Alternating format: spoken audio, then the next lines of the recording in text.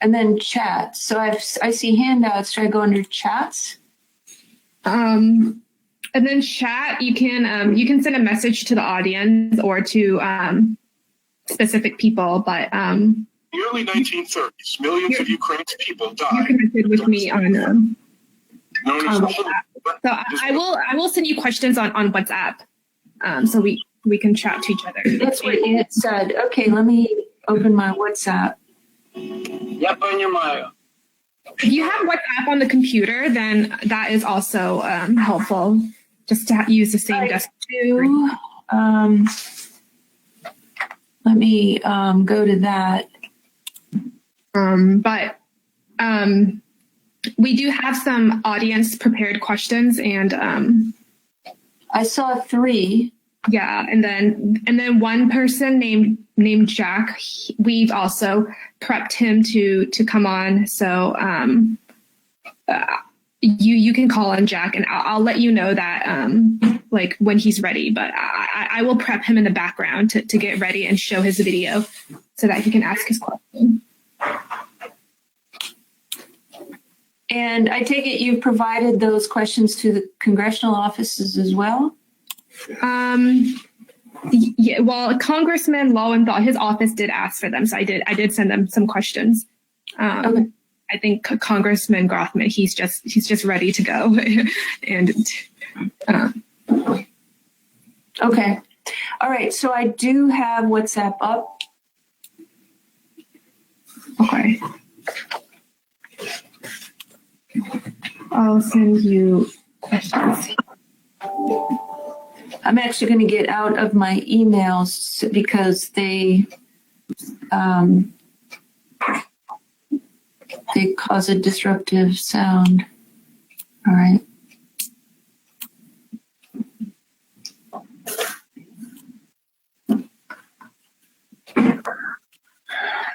From time to time, I might join in and notify you and of questions from the audience. If you don't have time to read it, read the question, then I remind you.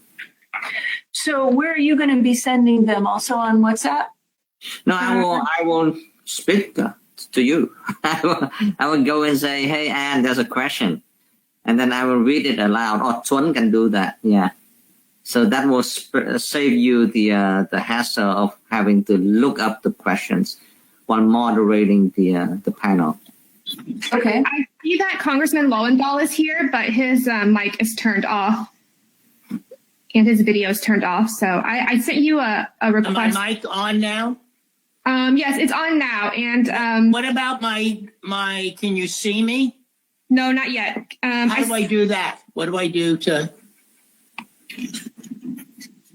If you see the control panel, there's I did.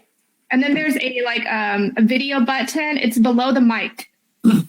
I just sent you, Congressman Lowenthal, the video webcam request. All you need is to click on accept. Yeah. Yes, you're on. All right, good. I didn't know that you have grown a beard. Yes, I have. You look different. Wow. Can you tell? Do I still look the same at all? But I recognize you. Yeah.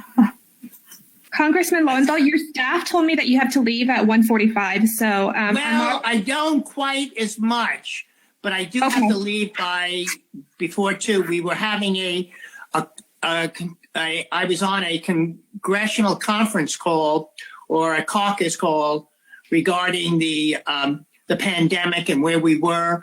But that has been canceled at this moment, although I have another meeting at 11 because of 11 my time. I'm here because the White House and the Senate and the House are back into serious negotiations again. I think everybody realizes we're at the end of the game, and we've got to come up with a resolution. And so that's where they are. We thought we would hopefully have one. We were going to discuss it at 11, but we're not quite there yet. And so I just want to let you know that I'm here. And thank you. Now I'm be off camera, and it'll be Anne moderating the panel, and we'll get started soon, right? Yeah, it looks like about 2 minutes. Will we? All right, I just need to make one call. Yeah. And Maybe I Tuấn, will. so you'll be off webcam, right? Yeah. Thank you.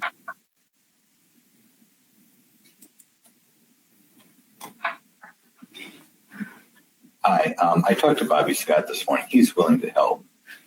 So we're going to follow today to make sure our groups get on board and get it something they can ask for.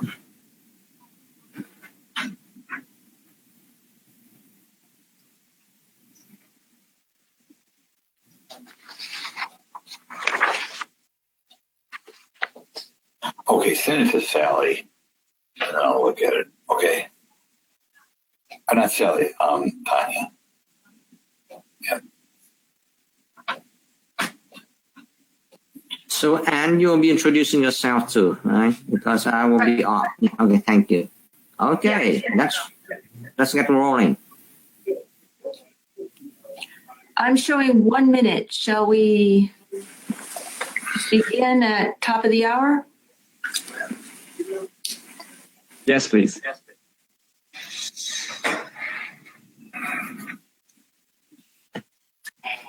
Good afternoon, everyone.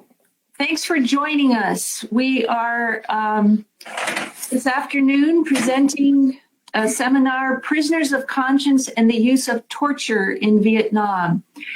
My name is Ann Bawalda. I'm Executive Director of Jubilee Campaign. We're an organization that networks closely in various ways with Boat People SOS. We've known BP SOS for many years. We've done joint initiatives concerning Vietnam at the United Nations, at the United Nations Human Rights Council, and various other mechanisms within the UN. We also work on refugees, particularly Vietnamese refugees that are in Thailand and elsewhere. So we closely coordinate, and we also, over the years, have collaborated on issues related to prisoners of conscience, which is today's topic. So I am pleased that we have with us today two congressmen, and you'll be hearing from them shortly. We have Congressman Alan Lowenthal, who's from the 47th District in California. His district includes Eastern Los Angeles and Western Orange County, and it includes Westminster. His district includes the highest concentration of Vietnamese American residents of any city in the U.S. So we will be hearing from Congressman Lowenthal shortly. Our second speaker, Congressman Glenn Grothman, is from the 6th District of the state of Wisconsin, happens to be my home state. And Congressman Grothman has been in the House of Representatives since 2014. He serves on two committees, the House Education and Labor Committee and the Committee on Oversight and Reform, and he serves as ranking member of the Subcommittee on National Security. So due to time considerations, we are first going to hear from Congressman Lowenthal, and I would like to give Congressman Lowenthal the opportunity to present to us. And then we'll also have a Q&A time after Congressman Grothman presents to us. So Congressman Lowenthal, I give the floor to you. Well, I thank you. Can you hear me? Am I on? I'm not muted, am I? You are on, and I hear you clearly. Thank you, sir. Thank you, Ann. And I'm really pleased to be here. Xin Kin Chao Kui Vi.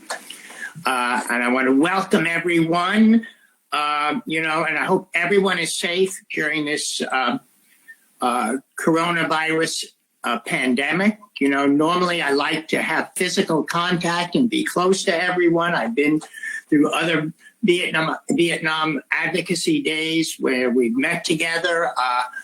But today we're doing it remotely, and I'm glad that we're all trying to be safe, and I hope that we are able to really continue to form that bond and close relationship with each other. I'm proud to join everyone today. I'm the co-chair of the Congressional Caucus on Vietnam. I'm the representative, or one of the two representatives from Little Saigon, which, as you pointed out, has the largest concentration of Vietnamese American population in the United States. I am focused on working with my colleagues in the Congress to champion the causes of the Vietnamese diaspora. You know, this has been a strange 116th Congress that with the pandemic, and we have done a lot still as I've continued to champion these causes. I've led my colleagues in sending a congressional letter to the government of Vietnam, calling on the Vietnamese government to demonstrate its commitment to advancing U.S.-Vietnam bilateral relations by addressing the legacies of the war and demanding that the Vietnamese government uphold the rights and freedoms of its citizens, which is enshrined in Vietnam's constitution. Our letter also recognized that 2020 is the 45th anniversary of the ending of the Vietnam War, and the 25th anniversary of the U.S.-Vietnam normalization. I've also sent a letter this year as the chair or co-chair of the caucus of the Vietnam Congressional Caucus on Vietnam to the Prime Minister of Vietnam, expressing the concern over increasing government crackdowns and harsh imprisonment of peaceful human rights activists. The letter requested that the Vietnamese government improve its human rights record by immediately and unconditionally releasing all prisoners of conscience.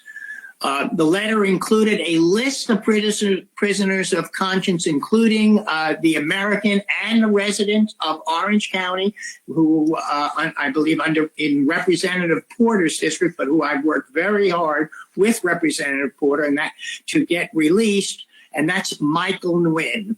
And we urged that for the release of all prisoners of conscience. Let's talk more about the prisoners of conscience. I am a member of the Tom Lantos Human Rights Commission and actually a member of the executive committee of the Human Rights Commission. I've advocated on behalf of prisoners of conscience. As you know, it's really the Tom Lantos Human Rights Commission that nominates and asks members to accept prisoners of conscience in Vietnam. And they are they are always specified that we're going to nominate people who have been persecuted because of their political or religious beliefs. Since coming to Congress in 2012, I have been successful in advocating for the release and adopting 3 prisoners of conscience, Pastor Nguyen Cong Chin, who I'm very pleased to have spent much time with since his release, activist Nguyen Tien Trung, and human rights attorney Nguyen Van Dai. You know, I've also spent a great deal of time over the last 8 years calling for the release of the most venerable Taekwondo, who is the supreme or was the supreme patriarch of the Unified Buddhist Church of Vietnam. And he has been under house arrest, and I had the good fortune when I was a member of the Foreign Affairs Committee to visit him when he was under house arrest. I have been very saddened when he passed away earlier this year without having his freedom. A very, very sad time.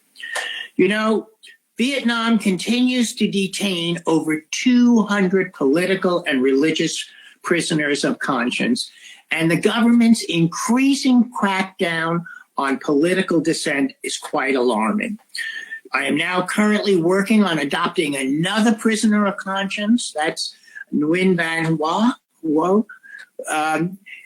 He is a young Catholic blogger who assisted the fishermen's families in demanding compensation and justice for the Formosa environmental disaster of industrial waste that was dumped into the sea. As we all know, it was a catastrophe for the fishermen. They were promised money from the Vietnamese government and received very little of this money. And Nguyen Van Hoa stood up and championed their cause. Unfortunately, he was arrested because of standing up and fighting for the residents of Vietnam. He is now serving a 7-year sentence handed down in a one-day trial in November of 2017 on charges under Article 88 of the Penal Code, which is the charge that says it's an anti-state provision, carries a maximum 20-year prison term for, quotes, propagandizing against the state, when in actuality, he was not propagandizing against the state, but fighting for the people of Vietnam. Through my work with the Tom Lantos Commission, we've scheduled a human rights, congressional hearing on human rights in Vietnam, focusing on political and religious rights violations. This hearing, which I worked on, was supposed to happen this past April, but because of the coronavirus, was unfortunately delayed. I'm now working with the commission to reschedule this hearing so that Congress can hear testimony from activists on what is now taking place in Vietnam and how the commission and the Congress can take a more active stance. I also want to kind of talk about the importance of voting. You know, advocacy for these issues is most effective when we have leaders in Congress that are willing to listen. In 2018, the Vietnamese Americans in Little Saigon in Orange County, California, elected my colleague, Representative Harley Ruda, and he's been a great fighter for these issues for the diaspora. In November, it's important that we vote to elect leaders for both Congress and the executive branch who will instill human rights-focused policies and diplomacy. I really strongly believe that the State Department is our lifeline to Vietnam. They have been cut back tremendously under this administration, and it is critically important that we increase the role of diplomacy. I want to give, in that same vein, I want to give my thanks to Ambassador Dan Crittenbrink of the State Department and the staff of the U.S. Embassy in Vietnam. Not only have they had maintained open communication with us and all the members of Congress who wish, both Republicans and Democrats, we have worked well on a number of cases. For example, with trying to release one of the prisoners of conscience.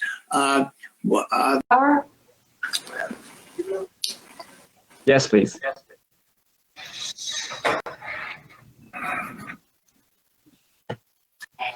Good afternoon, everyone. Thanks for joining us. We are this afternoon presenting a seminar, Prisoners of Conscience and the Use of Torture in Vietnam. My name is Ann Bawalda. I'm Executive Director of Jubilee Campaign. We're an organization that networks closely in various ways with Boat People SOS.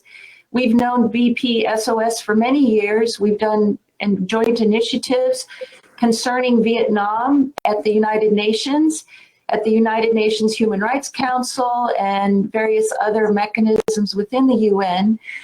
We also work on refugees, particularly Vietnamese refugees that are in Thailand and elsewhere. So we closely coordinate, and we also, over the years, have collaborated on issues related to prisoners of conscience, which is today's topic. So I am pleased that we have with us today two congressmen, and you'll be hearing from them shortly. We have Congressman Alan Lowenthal, who's from the 47th District in California. His district includes Eastern Los Angeles and Western Orange County, and it includes Westminster His district includes the highest concentration of Vietnamese American residents of any city in the U.S. So we will be hearing from Congressman Lowenthal shortly. Our second speaker, Congressman Glenn Grothman, is from the 6th District of the state of Wisconsin, happens to be my home state. Congressman Grothman has been in the House of Representatives since 2014. He serves on two committees, the House Education and Labor Committee and the Committee on Oversight and Reform, and he serves as ranking member of the Subcommittee on National Security. So due to time considerations, we are first going to hear from Congressman Lowenthal, and I would like to give Congressman Lowenthal the opportunity to present to us. And then we'll also have a Q&A time after Congressman Grothman presents to us. So Congressman Lowenthal, I give the floor to you. Well, I thank you. Can you hear me? Am I on? I'm not muted, am I? You are on and I hear you clearly. Thank you, sir. Thank you, Ann. And I'm really pleased to be here. Xin Kin Chao Kui Vi. And I want to welcome everyone. And I hope everyone is safe during this coronavirus pandemic. Normally I like to have physical contact and be close to everyone. I've been through other Vietnam advocacy days where we've met together. But today we're doing it remotely, and I'm glad that we're all trying to be safe. And I hope that we are able to really continue to form that bond and close relationship with each other.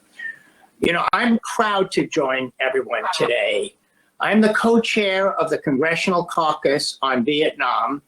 I'm the representative, or one of the two representatives from Little Saigon, which, as you pointed out, has the largest concentration of Vietnamese American population in the United States. I am focused on working with my colleagues in the Congress to champion the causes of the Vietnamese diaspora. This has been a strange 116th Congress that with the pandemic, but we have done a lot still as I've continued to champion these causes. I've led my colleagues in sending a congressional letter to the government of Vietnam, calling on the Vietnamese government to demonstrate its commitment to advancing U.S.-Vietnam bilateral relations by addressing the legacies of the war and demanding that the Vietnamese government uphold the rights and freedoms of its citizens, which is enshrined in Vietnam's constitution. Our letter also recognized that 2020 is the 45th anniversary of the ending of the Vietnam War, and the 25th anniversary of the U.S.-Vietnam normalization.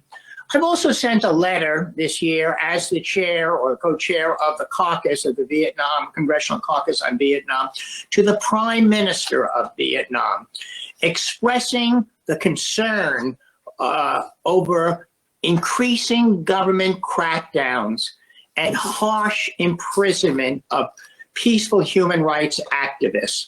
The letter requested that the Vietnamese government improve its human rights record by immediately and unconditionally releasing all prisoners of conscience. The letter included a list of prisoners of conscience, including the American and the resident of Orange County, who I believe in Representative Porter's district, but who I've worked very hard with Representative Porter and that to get released, and that's Michael Nguyen. And we urged that for the release of all prisoners of conscience. Let's talk more about the prisoners of conscience. I am a member of the Tom Lantos Human Rights Commission and actually a member of the Executive Committee of the Human Rights Commission. I've advocated on behalf of prisoners of conscience. As you know, it's really the Tom Lantos Human Rights Commission that nominates and asks members to accept prisoners of conscience in Vietnam. And they are they are always specified that we're going to nominate people who have been persecuted because of their political or religious beliefs. Since coming to Congress in 2012, I have been successful in advocating for the release and adopting 3 prisoners of conscience. Pastor Nguyen Kong Chin, who I'm very pleased to have spent much time with since his release, activist Nguyen Tien Trung, and human rights attorney Nguyen Van Dai. You know, I've also spent a great deal of time over the last 8 years calling for the release of the most venerable Thich Quang Do, who is the supreme or was the supreme patriarch of the Unified Buddhist Church of Vietnam. And he has been under house arrest, and I had the good fortune when I was a member of the Foreign Affairs Committee to visit him when he was under house arrest. I have been very saddened when he passed away earlier this year without having his freedom. A very, very sad time. You know, Vietnam continues to detain over 200 political and religious prisoners of conscience, and the government's increasing crackdown on political dissent is quite alarming. I am now currently working on adopting another prisoner of conscience. That's Nguyen Van Hoa. He is a young Catholic blogger who assisted the fishermen's families in demanding compensation and justice for the Formosa environmental disaster of industrial waste that was dumped into the sea. As we all know, it was a catastrophe for the fishermen. They were promised money from the Vietnamese government and received very little of this money. And Nguyen Van Hoa stood up and championed their cause. Unfortunately, he was arrested because of standing up and fighting for the residents of Vietnam. He is now serving a 7-year sentence handed down in a 1-day trial in November of 2017 on charges under Article 88 of the Penal Code, which is the charge that says it's an anti-state provision, carries a maximum 20-year prison term for, quotes, propagandizing against the state, when in actuality, he was not propagandizing against the state, but fighting for the people of Vietnam.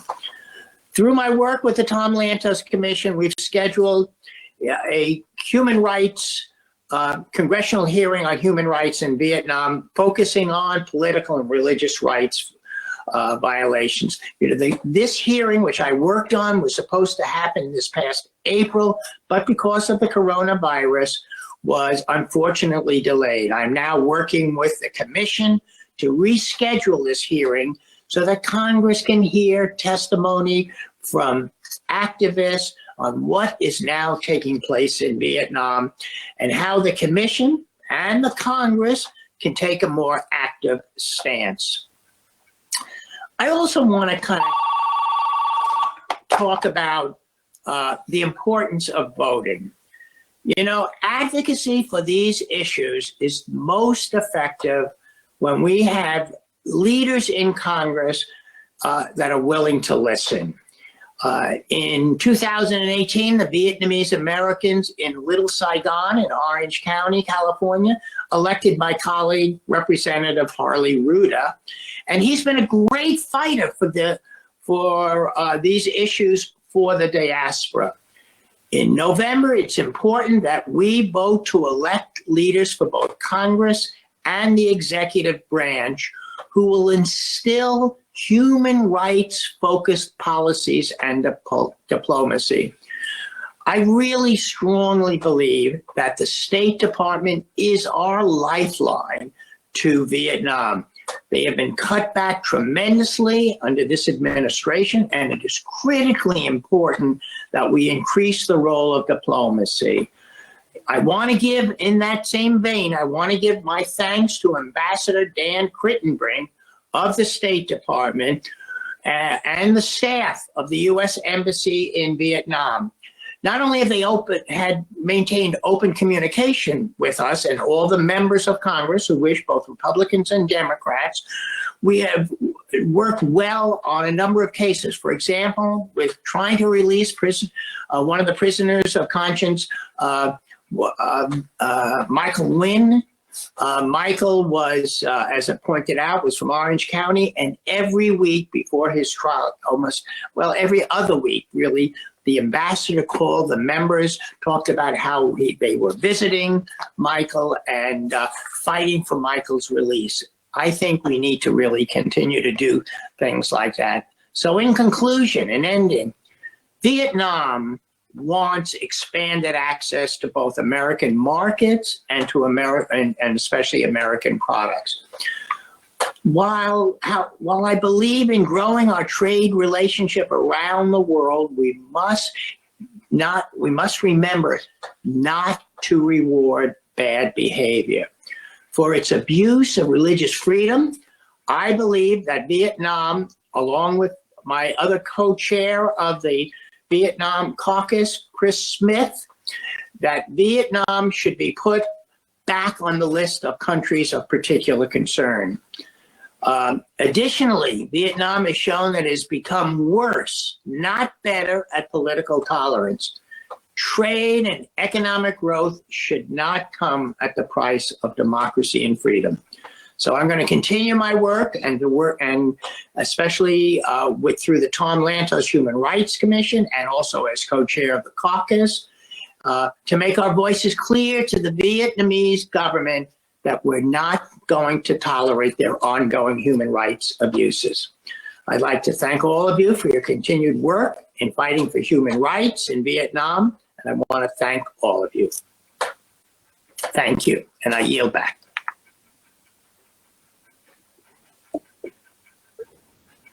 Thank you very much for your presentation, Congressman Lowenthal. That was excellent. I completely agree with you about designating Vietnam as a CPC country, and I appreciate all of your efforts on behalf of prisoners of conscience from Vietnam, as well as the general human rights situation there. It's excellent. So now we will hear from Congressman Grothman, and he will also give us a presentation of the work that he's doing and discuss with us the prisoner of conscience that he has been sponsoring as well. I am not seeing Congressman Grothman yet on the display here.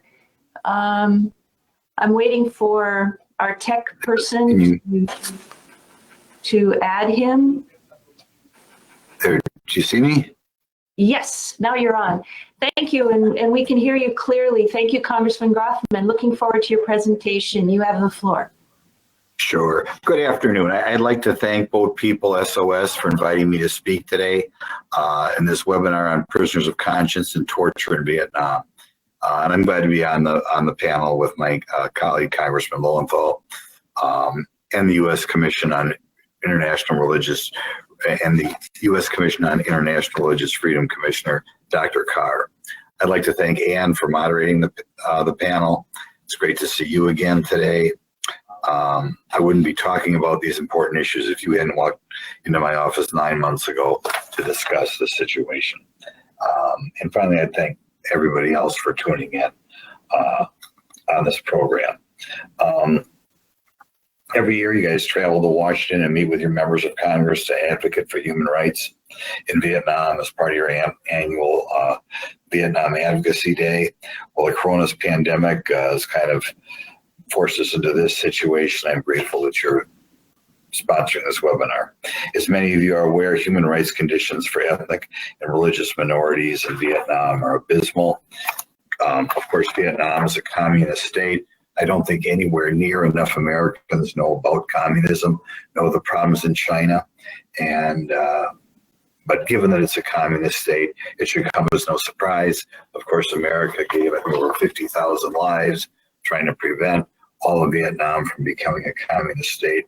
And I still think to this day, maybe the most embarrassing thing that happened in my lifetime, the most embarrassing thing Congress did, is when they cut off funding to South Vietnam in 1975, which some people feel led to all of Vietnam becoming communist. And I guess I apologize insofar as the U.S. Congress did that in 1975. Well, Vietnam's constitution states that all individuals have the right to freedom of belief. Like everything else in a communist country, that may be something that's written on a piece of paper, but it's not something that's followed as practice.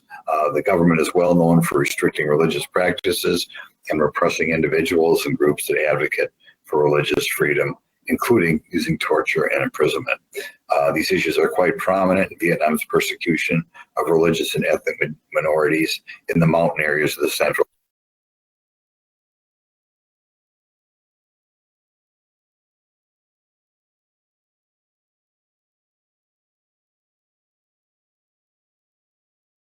Okay, now you can hear me again. I should point out that in my district, I don't have a huge Vietnamese population. I have a very large Hmong population. And of course, I spend time meeting with them and hearing about the horrible things that the communists did and are still doing in Laos to that part of the Southeast Asian population. It's estimated that nearly 10,000 Hmong and Montagnard Christians live in the Central Highlands and are effectively stateless due to local authorities refusing to issue them identification cards simply because they choose to practice their faith. Local authorities in the Central Highlands regularly raid and shut down churches. USCIRF noted in its most recent report in October of 2019 that Vietnamese authorities began limiting the length and scale of traditional funerals, which is essentially shutting down Hmong funeral practices. Persecution against ethnic and religious minorities in Central Islands is so bad that many are fleeing to neighboring countries. The State Department estimates that between 250 and 300 individuals have sought asylum in either Cambodia or Thailand since 2017. Vietnam's persecution of religious and ethnic minorities doesn't end with harassment in local communities. The government is well known for arresting and imprisoning individuals who practice their faith and stand up for their religious freedom rights, wrongfully treating these individuals as criminals. Although, again, this is what we get in communist countries. We know the same thing is going on in China with regard to religious minorities there, something else that we're trying to publicize a little bit more in Congress so the public understands what's going on. Prison conditions for people, be they Hmong, Montagnard, or the Khmer Krom, are undoubtedly inhumane. It's no surprise that these prisons fail to provide Bibles and other religious texts to prisoners of conscience. I'll give you an example. I recently adopted a Montagnard prisoner of conscience. I used to read a lot about all that they did during the Vietnamese War when I read about that. But Pastor Dow, through the Tom Lantos Human Rights Commission for defending the Freedom Project, is someone I adopted, and glad to do that. Pastor Dow is a Protestant pastor of the Montagnard Evangelical Church of Christ, who's been advocating for religious freedom in Vietnam's Central Highlands and elsewhere. Pastor Dow traveled out of Vietnam to attend the Conference on Freedom of Religion in Southeast Asia and the ASEAN Civil Society Conference to speak about the plight of his fellow Christians and ask the international community for help. Pastor Dow was arrested soon after his trip and sentenced to 5 years in prison for helping individuals escape illegally. And I guess this is the type of thing we get in a communist country. When his wife came to visit him in Gia Trung prison in 2018, she saw his face covered with bruises and traces of blood. She later used prison guards have been using other inmates to beat him up. It's also been reported he was tortured again last year. As the result, Pastor A. Dow's health has deteriorated. Meanwhile, with him away, his family has suffered without his able to provide a livelihood. His wife had to sell their land and move in with relatives. Pastor Dow is expected to be released just over a year from today in August of 2021. The Universal Declaration of Human Rights affirms that every human being has the right to life, liberty, and security of person. As a global leader in human rights, the U.S. can't sit idly by We have to step up to the plate here and make it clear that particularly as economic activity between the United States and Vietnam increases, we don't have to repeat what happened with China, where we have an increasing economic dependence, a massive increase in the standard of living in China, but it doesn't have an effect on human rights. And the United States has to speak up in that regard. Last year, during the second ministerial, President Trump met with two victims of Vietnam's religious persecution campaign, Aga, and a avant-garde evangelical minister, and Luong Zong Dung, a Cao Dai practitioner. When the President of the United States highlights these victims, they know that the United States government means business. Earlier this summer, President Trump released his executive order on advancing international religious freedom to ensure that our foreign policy prioritizes religious freedom. I believe in the near future we're going to be having a hearing on the Government Oversight Committee dealing with the treatment of the Muslims in Western China, and something I look forward to in publicizing what communism has done to these folks. Under the executive order, U.S. ambassadors and foreign service officers are directed to promote, defend, and support international freedom in their duties. Religious freedom will be the cornerstone of our foreign aid programs, and we use economic tools to advance international religious goals. The most relevant to today's discussion, there's a specific line item in the executive order that directs our diplomats to raise concerns about international religious freedom and cases that involve individuals imprisoned because of their religion when meeting with their counterparts in foreign governments. The U.S. has established relationships with the government of Vietnam and meets regularly with regard to its counterparts. We have seen this happening before the executive order was released in previous U.S.-Vietnam human rights dialogues. The U.S. diplomats have raised concerns with Vietnamese regarding religious freedom in the country and highlight prisoners of conscience. Again, this is something we should continue to do, and I'm glad to see President Trump has prioritized this tool in his executive order. Vietnam was designated as a country of particular concern from 2004 to 2006 for its egregious violations of freedom of religion. Progress was made in Vietnam when it was under the CPC designation last time, and but since 2006, Vietnam has continued to persecute religious and ethnic minorities in egregious ways. The concept of redesignating China as a country of concern warrants a close review by the State Department. I encourage them to do it. As members of Congress, there's also much we can do to push Vietnam to end its persecution of religious and ethnic minorities. Congress should pass the Vietnam Human Rights Act, which will ensure Vietnam does not get a free pass to continue to violate basic human rights. Members of Congress should use their voice and their unique access to media exposure. We should be highlighting these cases through floor speeches, briefings, and congressional hearings. Members of Congress should adopt a prisoner of conscience from the Defending Freedom Project. As I mentioned earlier in the statement, I'm new to this project with my adoption of Pastor Dow, but I hope I can adopt him many years in the future and other people as well. I will point out that I think one thing we have to do here is educate Americans what Marxism means and what communism means.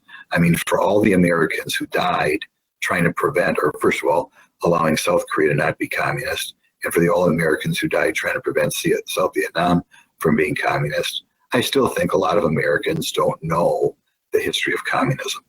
And I think if they learn the history of communism, they would be a little bit more alarmed the degree to which the United States and big multinational corporations dive into China and dive into Vietnam, and to a degree, therefore, further this abuse of human rights. But look forward to the rest of the program here. And like I said, I think a key is overall throughout the entire Western world, but particularly the United States, the average person should know what communism is about, the history of communism, whether you talk about the Ukraine or Soviet Russia or China or what have you, because the kids just aren't learning it. And I think that insofar as we have a lack of resolve. I think that comes from a certain ignorance of the American public. Thank you. Thank you, Congressman Grothman. Thank you very much, especially in your remarks, highlighting the fact that the stateless Montagnards and Hmongs have suffered so much. And of course, they were allies of the United States in the past, and they've suffered so much. So I appreciate that. It's my understanding that there are currently 70 Montagnard and Hmong prisoners of conscience. Now, by taking one at a time, we're able to hopefully highlight the issues generally for the Montagnard and Hmong individuals and their people groups and what their challenges are, and, you know, the ones that are also refugees. So again, definitely appreciate the fact that you're raising Pastor Dai, and thank you for joining the project. For those who may have joined our seminar late, we are focused on prisoners of conscience and torture, victims of torture in Vietnam. And for those who may not be aware, prisoners of conscience is a topic that the U.S. Congress has taken seriously, that the U.S. Commission on International Religious Freedom has taken seriously. And it's a topic where individuals are being adopted who are suffering imprisonment because of conscience, and for those who are nonviolent in their expression of their conscience. And so this is a very important topic that we're handling today. We are going to hear from one of the commissioners, Dr. Carr of the U.S. Commission on International Religious Freedom. However, before we hear from him, we want to be attentive to the time of both of the congressmen. So we will first do questions and answers. We will have some audience participation with the Q&A. And I would like to lead off by asking both congressmen, either one of you can jump in. You've both selected and worked with specific prisoners of conscience. Is this a how do you think you can best engage with the Vietnamese government in trying to bring about the release of the individuals that you've adopted? Well, I think I should perhaps try to meet with the Vietnamese government, and I'm sure just by adopting someone, they notice that a member of Congress has adopted one of their prisoners, and I think that shows a degree of concern by itself. But I think reach out and meet with a representative of the Vietnamese government. I think in a country like Vietnam or Red China, for that matter, perhaps without the tradition of a republic like the United States, they don't realize the importance of religious freedom, and insofar as their future, and I think to a certain extent, the future of Vietnam is intertwined with the United States. I think they have to understand how the United States, not just the government, but the American population as a whole, views Vietnam. It's the degree to which do they respect, say, our Bill of Rights. And a country that doesn't follow our Bill of Rights is going to be viewed a little bit more suspiciously than one that does. And so I guess I would like to eventually meet with a representative of the Vietnamese government myself. But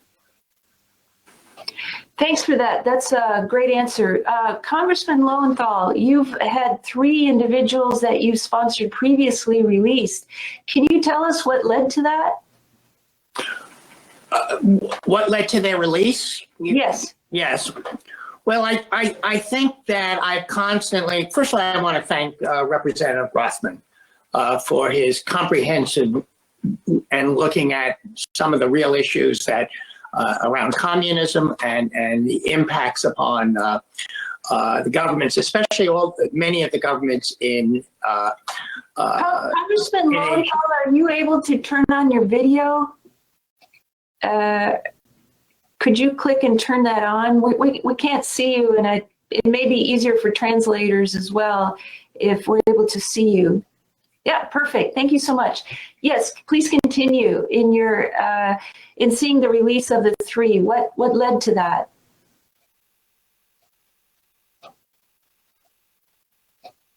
But now we don't have your audio on. I am unmuted now. I believe. Perfect. Now we've got you. Thank you very much. I think one of the things that led to it is, the Vietnamese government is trying to become a world leader. It's trying to become, increase its trade, its presence in the world.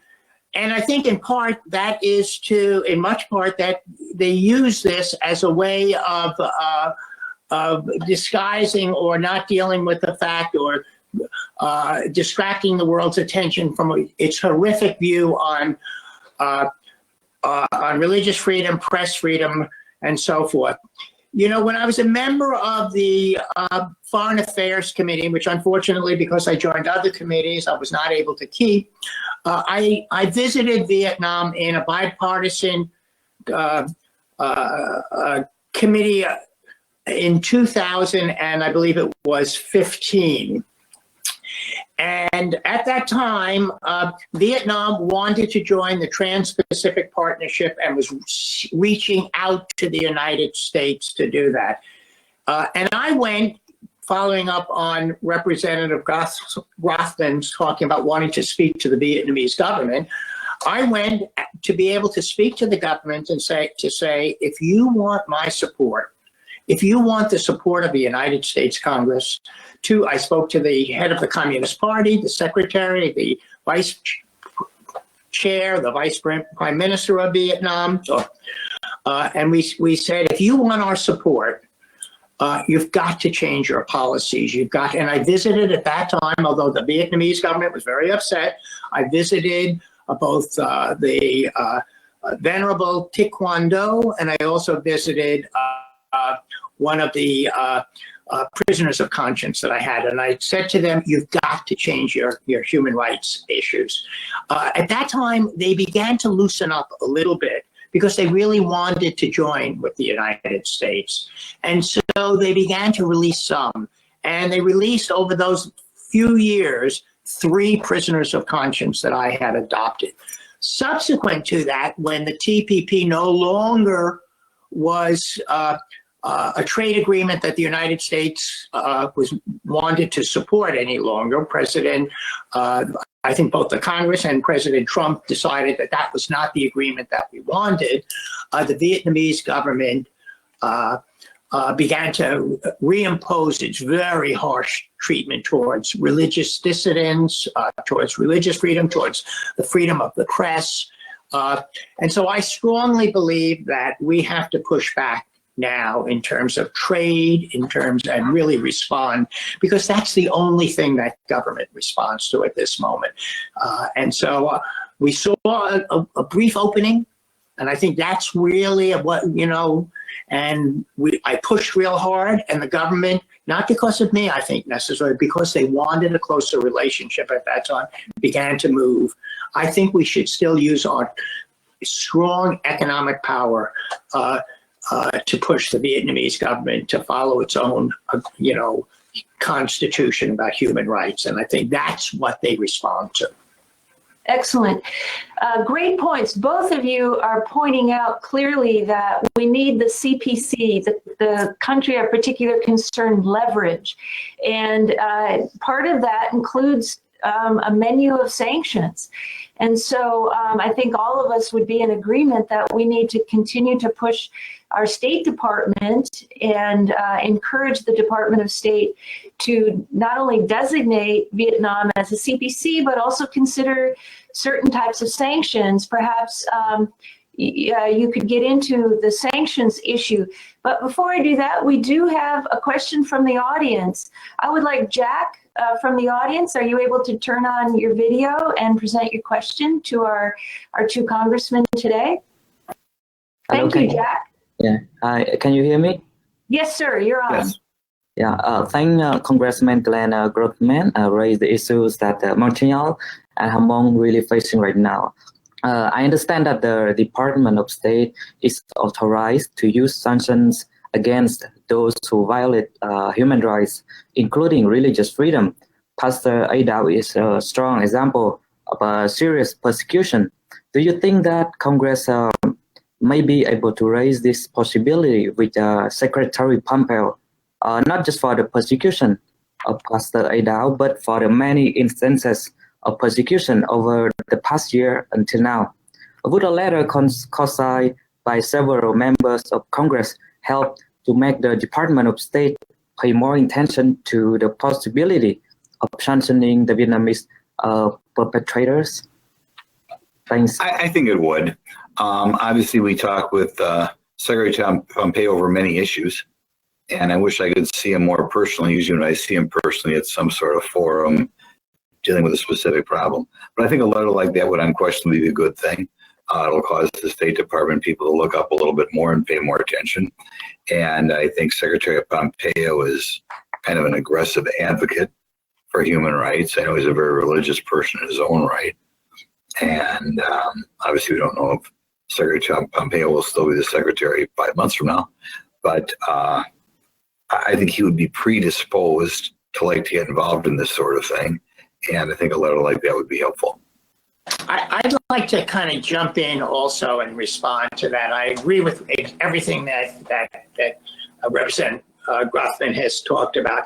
I would also like to add, as I said before, I think the State Department has been in Vietnam and the embassy has been champions in terms of standing up against human rights violations. Every time we have an American that's arrested there, they are there week after week after week in prison fighting for their release. And so I have to give them some credit. And I also think that what the Congress can do is what my colleague, who is also the co-chair of the Congressional Caucus on Vietnam, Congressman Chris Smith from New Jersey, has the Vietnam Human Rights Act, which imposes the sanctions that we're talking about. It imposes the Magnitsky Act, which puts direct sanctions on Vietnamese officials, which can go all the way to freezing their assets in the United States. And so I think it's critically important. And I'm a co-sponsor, and I think what Congressman Grothman has said before, we've got to educate the rest of the Congress. This is a bipartisan bill. I'm a Democrat. Representative Smith is a Republican. I am proud to be a co-sponsor of the bill under his leadership. We've got to get that bill passed, and because that really puts the pressure on, and also includes putting Vietnam back as a CPC nation. That's all included in the Vietnam Human Rights Act under the leadership of Representative Smith. I think that those are critical steps that we need to do right now. Thank you very much for highlighting the Vietnam Human Rights Act. That is an act that we all should get behind and ask our congressman to pass that. I would like to now invite another of our audience persons to turn on his video. Pastor Aga will be actually asking his question in Vietnamese language, and there will be a translator after that. So Pastor Aga, thanks for joining us this afternoon, and we look forward to your question.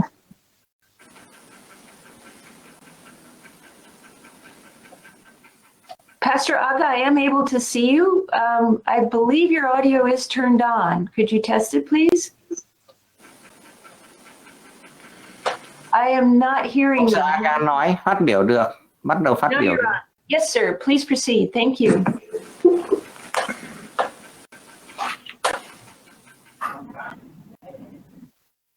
Không nghe được, mục sư Aga ơi. Không nghe được.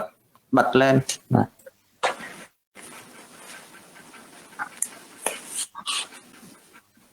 Alo, nghe được chưa ạ? Được rồi. Alo, vâng. Dạ, xin chào tất cả quý vị. Thưa tiến sĩ Kha, trước hết, tôi là mục sư Aga. Trước hết, tôi xin thay mặt cho cộng đồng Tin Lành Tây Nguyên. Tôi xin cảm ơn Ủy hội đang làm việc không ngơi tay để thúc đẩy tự do tôn giáo toàn cầu trong vai trò trợ giúp cho Quốc hội Hoa Kỳ và Chính phủ Hoa Kỳ. Không những thế, tiếng nói của Ủy hội được thế giới lắng nghe, nhất là khi ủy viên bảo trợ cho tự nhân lương tâm ngoài nước như mục sư A Đạo thuộc Hội Thánh Tin Lành Đấng Christ Tây Nguyên hiện đang thi hành án tù chỉ vì lên tiếng cho tự do tôn giáo của cộng đồng người Thượng Tây Nguyên.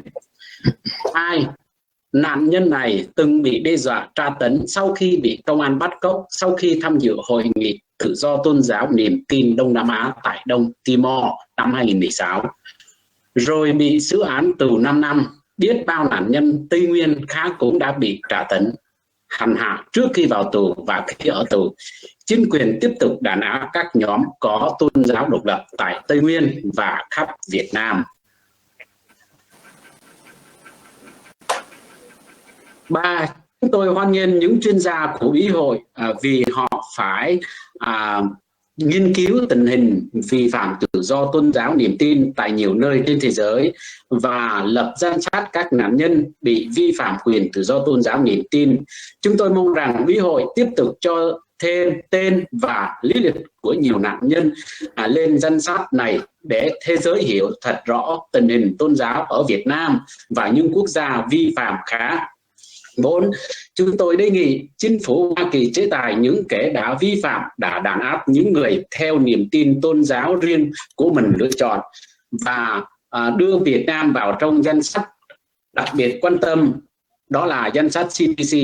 Tôi xin chân thành cảm ơn chính phủ Hoa Kỳ đã quan tâm đến tình hình tôn giáo của chúng tôi tại Việt Nam. Tôi xin hết ạ. Yes, I would like to translate and also give some background information. This is Dr. Tang here. Pastor Agao is the Montagnard pastor who was invited to the White House last year to see President Trump. And he's the superior of Pastor Adao. So first of all, Pastor Agao would like to thank you, Congressman Grothman, for adopting Pastor Adao. Pastor Agao himself had to flee to Thailand to avoid arrest. And then Pastor Adao replaced him and now is in prison. And Pastor Agao also recognizes and would like to appreciate the adoption of Pastor Adao by the user as well, Dr. Carr, Commissioner Carr. His request is that Vietnam should be placed back on the CPC list. And also he would like to know what Congress can do to encourage the Secretary of State to impose sanctions, targeted sanctions against the perpetrators, both under the Global Magnitsky and of the International Religious Freedom Act.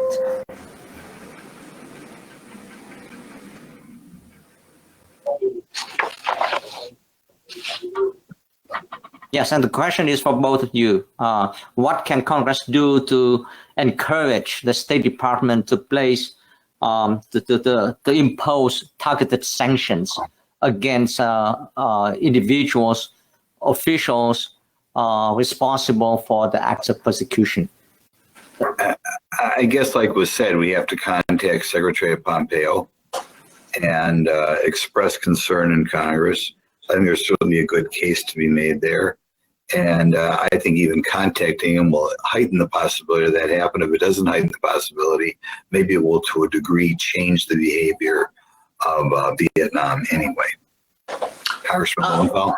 Yeah, Glenn, I agree with the congressman about contacting me. And we have written before. I think the Congressional Caucus, which is a bipartisan caucus on Vietnam, can begin to do that process also by adopting a letter. And I think that would be one thing. The other thing is, and I've mentioned this before, I think it's critically important that Congressman Smith's, the Vietnam Human Rights Act is passed by Congress. I mean, we really talk about, I think there are two things that the Congress really must advocate for. One is the Magnitsky Act, which places direct sanctions.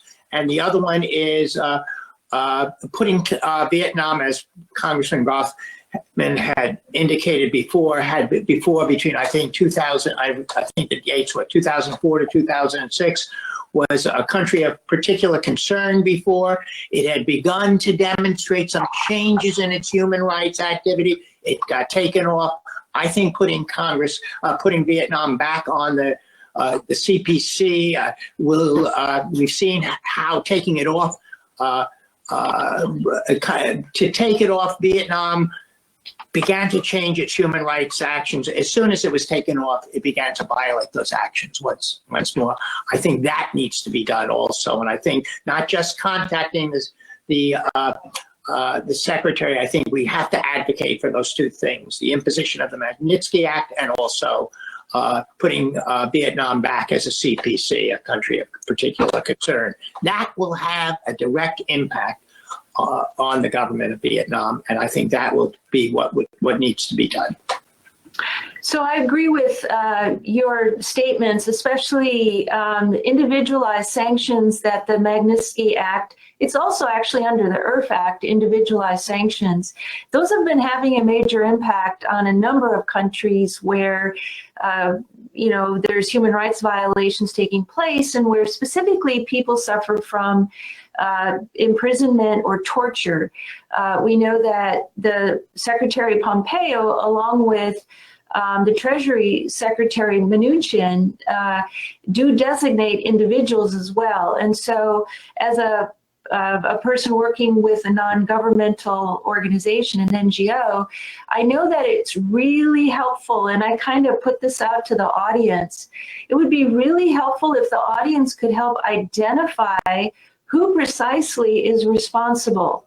So I would encourage all the viewers, you've got people inside the country and you know who's actually behind it, who the prison guards are, who are the officials that are doing the jailing, the sentencing, even the torture, who's behind that. We need to know the names. Our U.S. government, our State Department, and our Treasury Department need to know those names. So I would encourage viewers out there, you should provide any information provided to your congressman or to BPSOS. And I'm sure Tong and his team would be delighted to take the information forward. We have another question from the audience. Tuan or Ton, are you able to turn on your video and provide us with your question? Nice to meet you, Ton. If you would provide us with your question. Yeah, thank you, Anne. Thank you to Congressman. I have a question specifically as you repeatedly mentioned about the Vietnam Human Rights Act. Up to at this point, we have got 50 co-sponsors, but given we only have a few months left for the remaining of the year, what do you think, is there a real chance that we can have it passed? And is there anything you can, both congressmen could help us to push that forward? Thank you. Well, I'll respond to that. I'm not really super optimistic, to being really clear, that we're going to pass that in this Congress. The reason is we can't even now get, we're now trying to negotiate a package for the coronavirus, and that is really dominating the attention of the leadership of both parties and the presidency. And so that's going to dominate everything. We're off, as you pointed out, we're really off after we do that most of August. So we're talking about only the month of September. And if it's going to pass, it's going to have to pass out of the House of Representatives first, then go to the Senate, and then go to the president. So I think that we should continue to push for it. I think there is some chance that it would, because this is a bipartisan effort, but I'm not super optimistic. We have been trying to do things like this, and it tends, and I think it gets back to what Representative Groffman was talking about. There is not a total awareness on the American public on the evils of what is taking place in these communist nations and the importance of the United States of standing up and championing human rights and freedom at this moment. That has not become the central issue of our foreign policy for a number of years. And I think in part, we're elected officials, we are responsive to our communities, and our communities have to begin to hear that this is such a critical issue that they have to begin to put pressure on us to do that. That's what moves legislation. And I think we have a lot of education that has to be done. I think it's possible for Congress to pass this. We have, as you pointed out, about 50 co-sponsors. We need 250 co-sponsors really to move this piece of legislation now. And I think it's in part because people say, yes, it's important, but they don't appreciate how critically important this is. And it never reaches the top of the level of importance. So lots of other things begin to dominate. So my feeling is, unless there's a groundswell of community demands, not just from the Vietnamese American community, but from all communities that really understand the need to promote democracy throughout the world, and to fight those regimes that repress people like the Vietnamese community, Vietnamese government does. We're not going to get that bill passed. Thank you. I think, I think I can try to help Congressman Lowenthal along that line.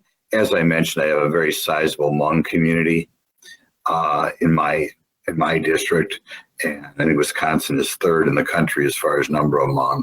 And I can point it out to them and see if they can persuade congressmen in their purview to get on board. And I'll make a point, particularly when I get back in Congress. We're off now for maybe a month, maybe. Try to weigh in with the Wisconsin congressman and see if I can get people who aren't on that to get on it. So, and if we don't get it done this year, at least we've got a commitment from 50 congressmen. Once you're on 1 year, it's easier to get you on the next year. So hopefully, if we don't wrap it up by December, we can hit the ground running in January. Thank you, Excellent. So I would like to thank both Congressman Grothman and Lowenthal for your participation today. You're welcome to stay on with us.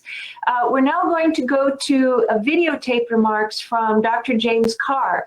He's a commissioner with the U.S. Commission on International Religious Freedom, which is part of the IRF Act. Dr. Carr is currently president and chairman of Highland Home Holdings Investment Company, but he has been he has also adopted Pastor A. Dow as one of the USERF's religious prisoners of conscience, and we will hear from him now. Good morning, everyone. My name is Jim Carr, and I'm a commissioner on the U.S. Commission on International Religious Freedom, or as we call it, USERF. I'm delighted to be recording this video for all those participating in Boat People SOS Vietnam's Advocacy Day. I was honored to meet Dr. Tong a week or so ago on another Zoom call, and I was so impressed with him, I called him when the meeting was over and had a great visit with him. After a couple hours, I received a picture from him, a beautiful picture. It looked like a picture of maybe several gifts. And I thought, this must be a special Vietnamese greeting. Well, another hour passed, and I get a letter, an email from him apologizing for the email. He said his young daughter had got hold of his phone and sent me a picture of all the gifts she wanted. Now, I wasn't sure if it was birthday or Christmas. So, Dr. Tong, I will accept your apology, but in exchange for that, I want you to get her everything she wants, okay? For those of you unfamiliar with USERF, we are an independent, bipartisan U.S. government body that monitors religious freedom worldwide using international standards and makes recommendations for U.S. policy. USERF has 9 commissioners appointed by the president and both sections of the House of Representatives, the Senate and the House, and both political parties. We're a nonpartisan, and we have a professional staff of around 20 outstanding professionals. USERF is separate from the State Department, but works closely with the Office of International Religious Freedom in the State Department. We come from different political parties, different faiths, and professional backgrounds, and even different parts of the country. But we all agree on certain things. These include the importance of religious freedom or belief for everyone, everywhere, and a need to shine a light on the severe abuses so many individuals of all faiths and of none suffer from religious freedom. Here at USERF, we have 2 initiatives that shine a light on religious prisoners of conscience and others targeted to their faith. The Religious Prisoners of Conscience, or as we call it, RPOC, and the Freedom of Religion or Belief Victims List. We've been told by victims that one of the hardest things about their imprisonment is the feeling that they have been forgotten. Here at USERF, we're committed to sharing their stories and continuing to fight on their behalf.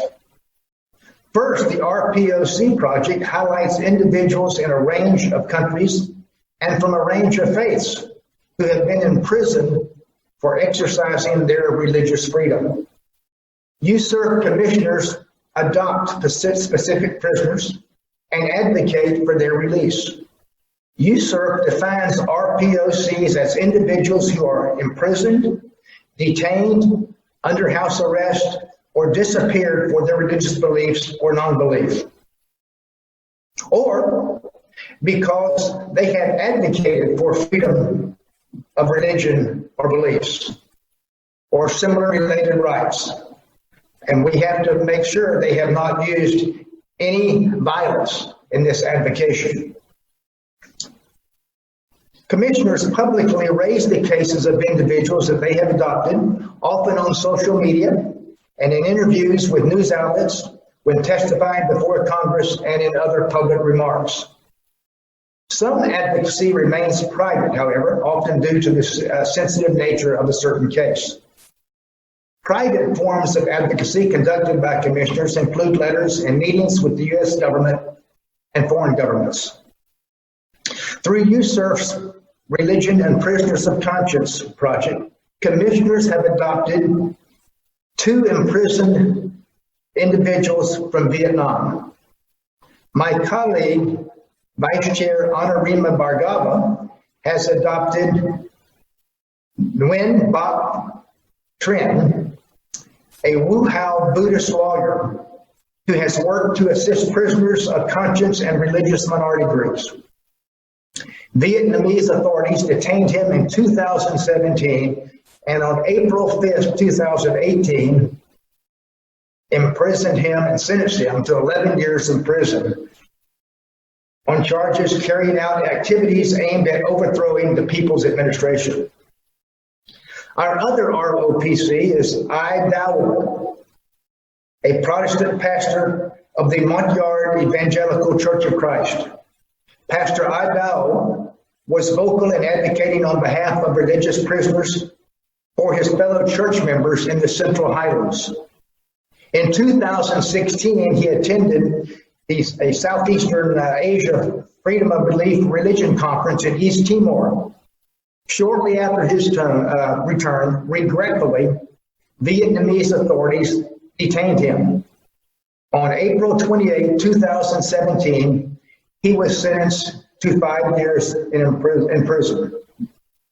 He is expected to be released in August of 2021. I felt Pastor I Dao's plight and have decided to adopt him and advocate on his behalf. I'm hopeful that through our advocacy, Commissioner Bhargava and I can raise awareness of the ongoing religious violations in Vietnam and highlight the cases of religious prisoners of conscience who are unjustly languishing in prison. USERF's second project is the Freedom of Religion or Beliefs Victim List, or as we call it, FORB Victims List. The Frank R. Wolf International Religious Freedom Act, which amended the original International Freedom Act in 2016, mandated that USERF make publicly available, to the extent practicable, a list of persons who have been imprisoned, detained, disappeared, under house arrest, forced to renounce their faith, or tortured by certain governments or non-state actors. Victims included in this list may have been targeted due to their faith activity or advocacy, or by laws that conflict with religious freedom, such as blasphemy or apostasy laws. The list is meant to identify victims that represent a diverse group of countries and religious beliefs. USERF launched this list publicly in October 2019. Individual profiles have information on the prisoners, including their current status. the most recent type of abuse, and extra biographical information. I should note that this database is not a comprehensive list of all victims and should not be seen as such. We invite all of you to explore the FORB victims list to learn about the innocent people who are targeted because of their religious beliefs. This database can be accessed at www.userv.gov/victims-list. At this time, the list includes 550 victims from 12 countries, including 28 victims from Vietnam.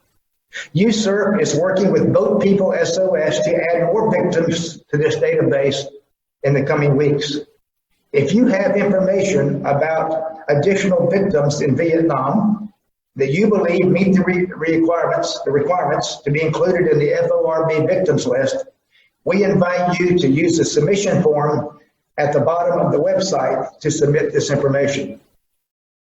On behalf of USERV, I want to thank Boat People SOS for hosting this forum and allowing me to address you.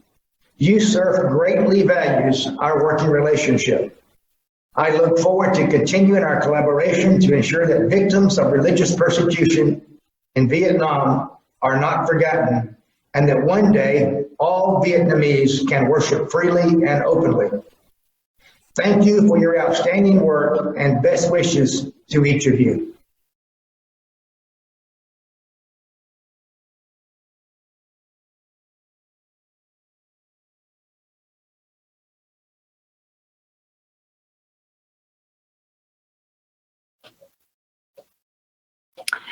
So we just heard from Dr. Carr, and we definitely appreciate the fact that the USERV is taking prisoners of conscience as seriously as they are.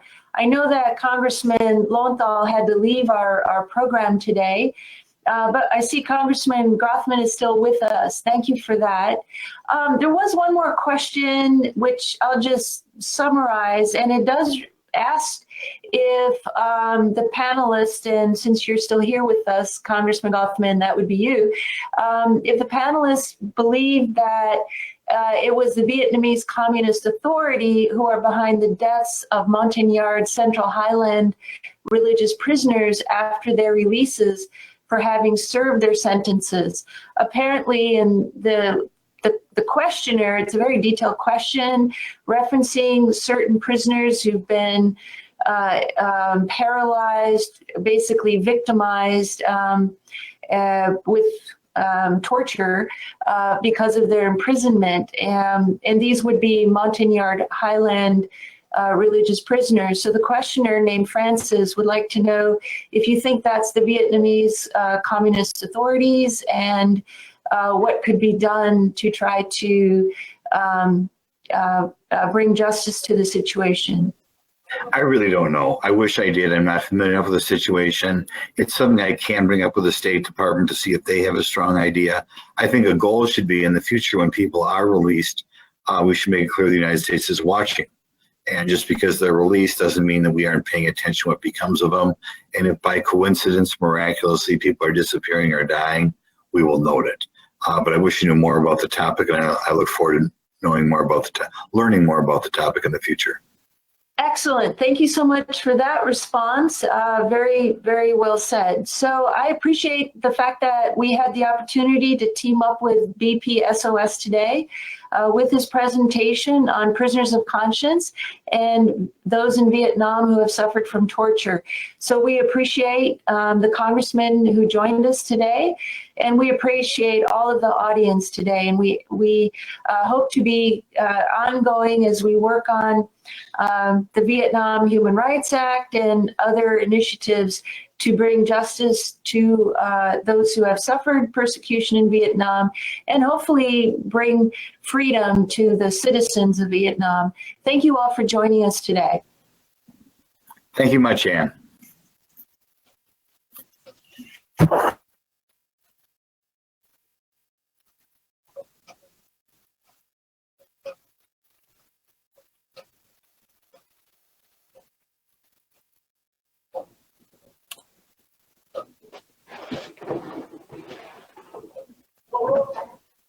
Thank you, Anne, for moderating the sessions.